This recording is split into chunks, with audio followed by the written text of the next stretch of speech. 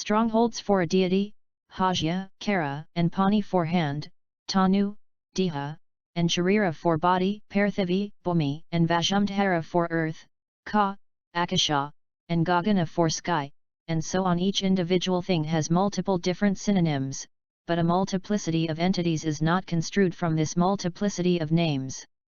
And the particular property is not non-existent. Thus, Mahamati, I too am heard of by unsophisticated people in this world endurance under 3 incalculable hundreds of thousands of names, and they speak of me in these terms, and do not know these are alternative names for the realized. So some know me as the realized one, some as the independent one. Some recognize the guide, the preceptor, the leader, the enlightened one, the sage, the manly one, Brahman, Vishnu, Lord, Chief, Kapila, end of existence, secure, Neman, Soma, the sun, Rama, Vyasa, Shaka, Indra, Bali, Varuna. Others recognize unperishing non-origination, emptiness, verity, reality, actuality, the edge of existence, the realm of reality, nirvana, the everlasting, equality, non-duality, unperishing, signless, certainty, enlightened indication of cause, liberation, realities of the path, all knowledge, the victorious, mentally made. The people here and in other worlds know me by such names as these, Mahamati, a full 100,000 infinities, no less, no more, like the moon in water, neither in nor out. But the unenlightened do not realize, with a mental continuum fallen into dual extremes.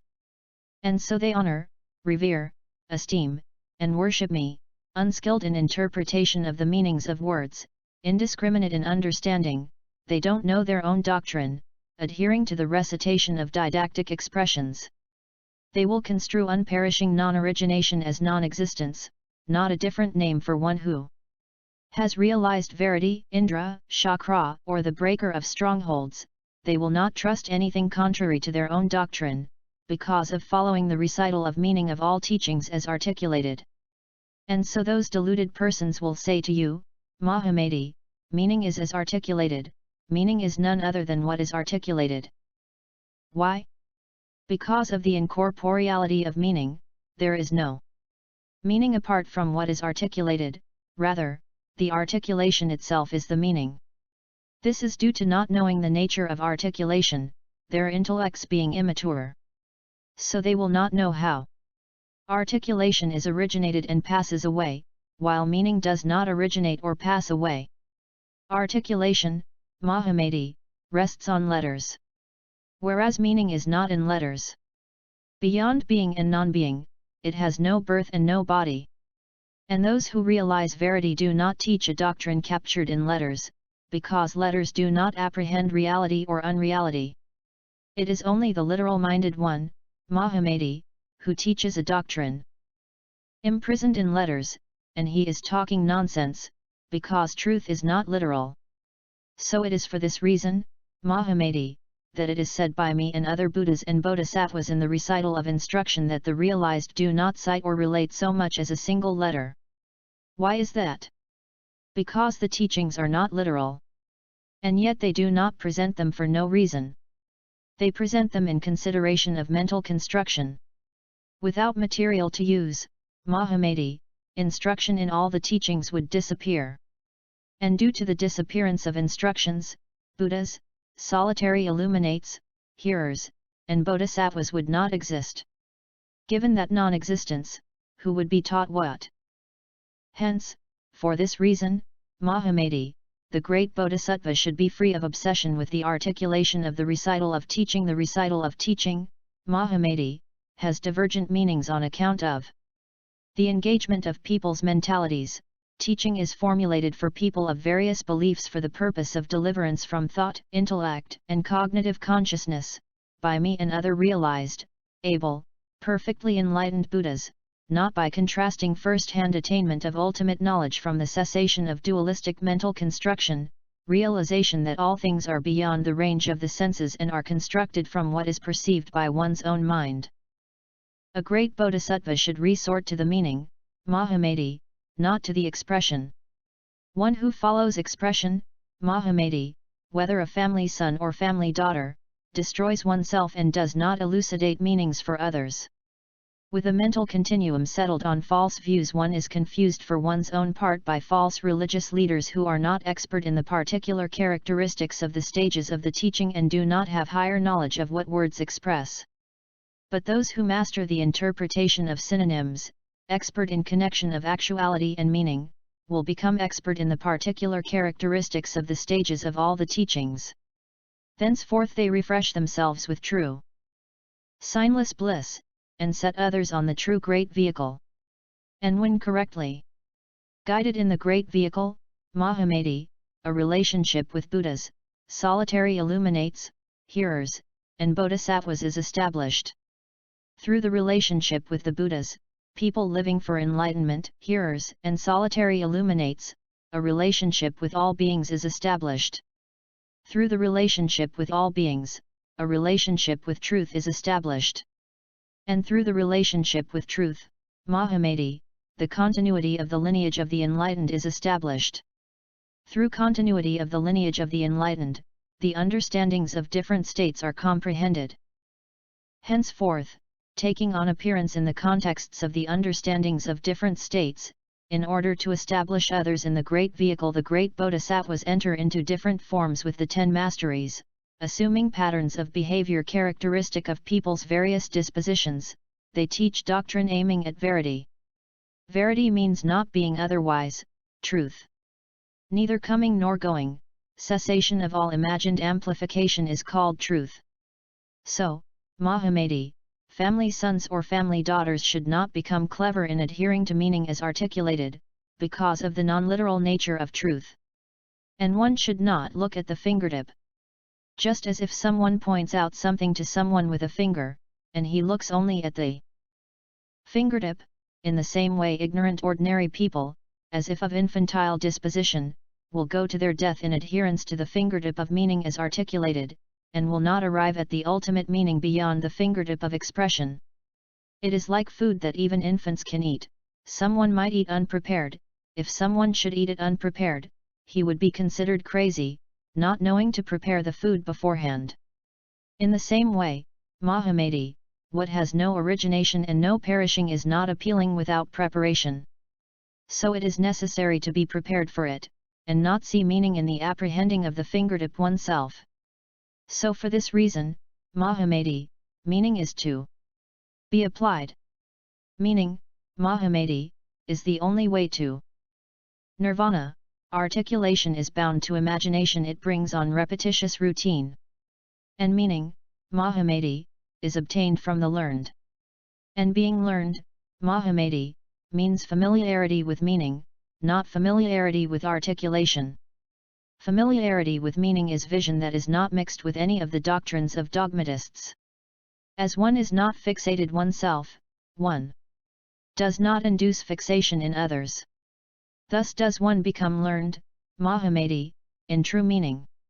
So the learned should be attended out of desire for meaning. Hence those who adhere on the contrary to meaning as articulated should be shunned by the seeker of truth. Furthermore, empowered by the Buddha, Mahamati said, there is nothing special about the blessed one's vision of the unperishing unoriginated. Why? The primary causes claimed by all philosophers and religious leaders too, blessed one, are unoriginated and unperishing.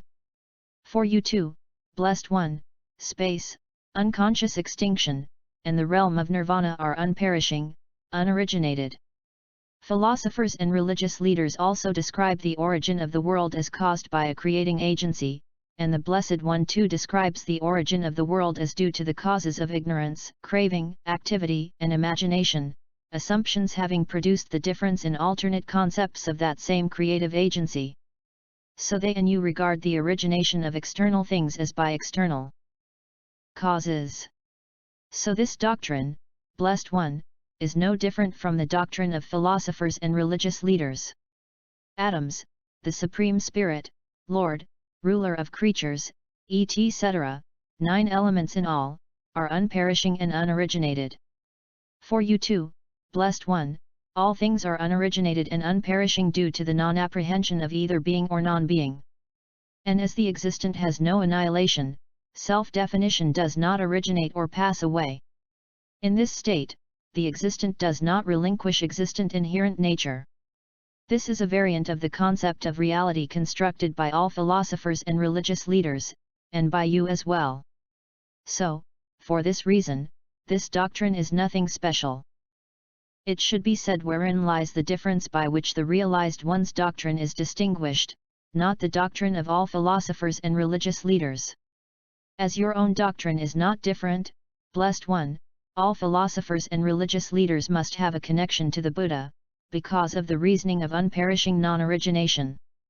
It has been declared by the Blessed One inappropriate and uncalled for that many realized ones should come forth in one part of the world, but the multiplicity of realized ones is accomplished by concern with real and unreal effects, no different from your own doctrine. The Blessed One said, "My unperishing non-origination, Mahamati, is not equivalent to dogmatists' doctrine of the unoriginated unperishing nor to the doctrine of impermanence of origination." Why?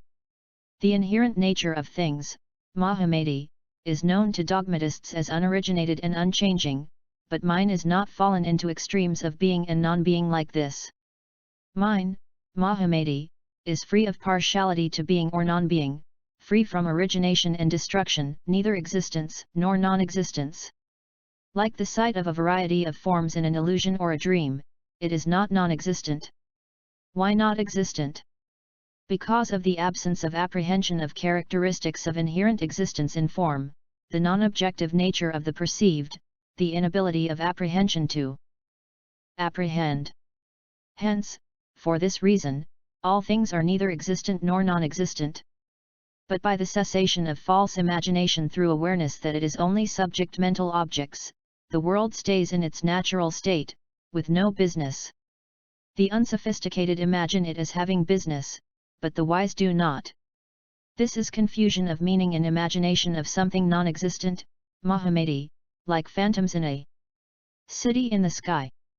It is as if someone of infantile disposition should imagine of a variety of phantom people going in and out of a city in the sky on business, those have gone in, those have come out, whereas no one has gone in or out.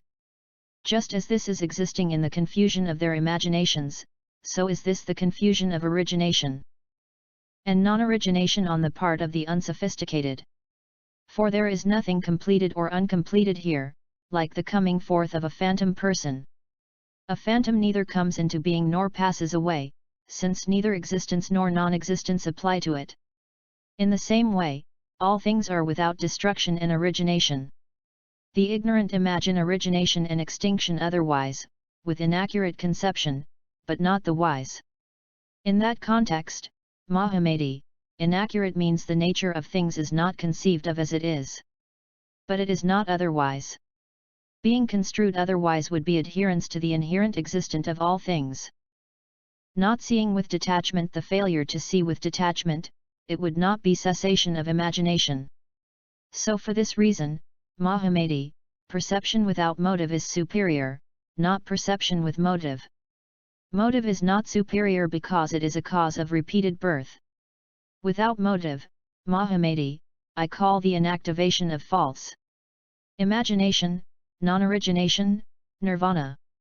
There, nirvana, Mahamati, is seeing the state of things as it is, after desisting from the mental and psychological complex of imagination. Attainment of one's own first-hand ultimate knowledge of the realized I call nirvana. So it is said. I teach a doctrine of no primary cause complementing non-origination to counter origination, but this is not perceived by the unsophisticated. All this is unoriginated, but it's not that things don't exist. Things are there like castles in the air, a dream, an illusion, without a causal agent. And how are they empty because intrinsic nature is unoriginated, tell me. A thing is not apprehended by the intellect apart from combination, so I say it is empty, unoriginated, and has no independent existence. Combination thus is not there, due to non-existence of objects individually.